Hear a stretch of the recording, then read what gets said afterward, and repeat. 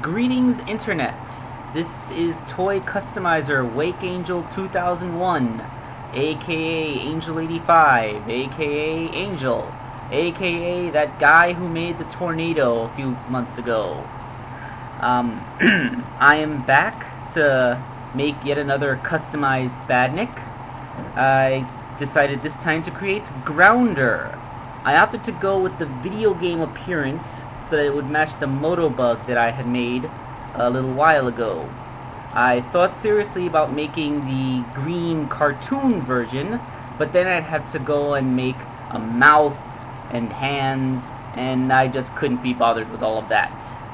So, as for the base toy that I used, there is this little line that I found in a clearance rack in Toys R Us called androids, spelled with a Z at the end. They are basically little, well, they have like Hot Wheels cars wheels, but they had universal joints in their shoulders, allowing their arms to have a significant mobility. And when I saw this little one, Tack and Torch, I knew that this 2-inch tall Hot Wheels humanoid thingy would make a perfect Grounder base. As you can see, he has a great shape for it. Now, he also has a great shape for making Burrowbot, so I put up a poll on my DeviantArt gallery to see which people wanted to see more of, Burrowbot or Grounder, and Grounder won by a 2-to-1 margin, so that is why I have Grounder and not Burrowbot. Now, for his drills, I thought for a long time how to make those drills the right size. I thought of cannibalizing toys, I thought of making them out of clay.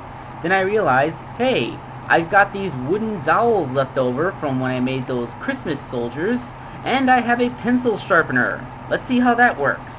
And wouldn't you know it, you get perfectly pointy little drills, which you can then cut with a Dremel to make little cones. Of course, the figure only has one arm that has an arm, and the other one just kind of has a circular saw mounted on his shoulder.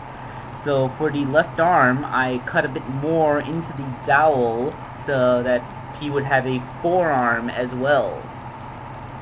This makes it just a tiny bit thicker, but I do not have a lathe, so I can't make my dowels any thinner. I can only shape them. Anyway, it is barely noticeable in the final product, as you will soon see. As for the body itself, I removed the arms and the wheels so that they would not have to suffer the curing process, as I covered the main body in clay.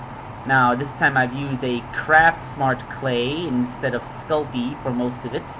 And Craft Smart polymer clay is a little bit stiffer and drier when you work on it the first time. Sculpey is stickier and easier to mold.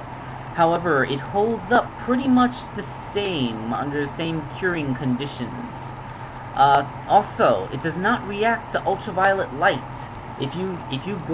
When I use my sonic screwdriver and shined ultraviolet light on red Sculpey, it glows as if it is a glow-in-the-dark toy.